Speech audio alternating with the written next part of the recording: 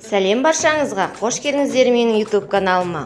Бүгін мен үй жағдайында өте дәмді қойдың етінен жасалған картоп жасадым.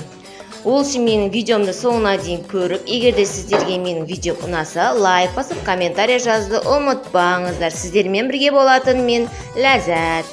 Ең алдымен етімізді жақсылап суға жуып аламыз.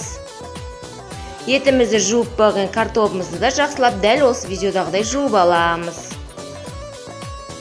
Енді қызып тұрған от майымызға картопымызды салып қуырып аламыз. Қызыл қылып қуырып аламыз, қатты қуырып алмаймыз. Арнайы қысқыштың көмегімен картошкамыз біртіндеп салып, 1-2 минуттан қайталап аламыз. Барлығын дәл видеодағыдай жасап аламыз. Арнайы ыдысымызға майымызды қыздырып, етімізді жақсылап қуырып аламыз.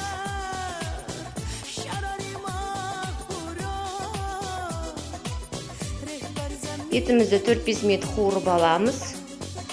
Қасықтың көмегімен қозғап,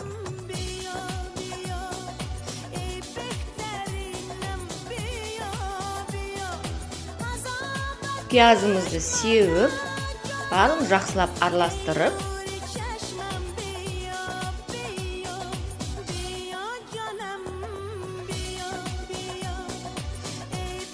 үстіне дайын болған картопымызды салып, бұқтырып, 10-15 минутқа бұқтырып қоямыз.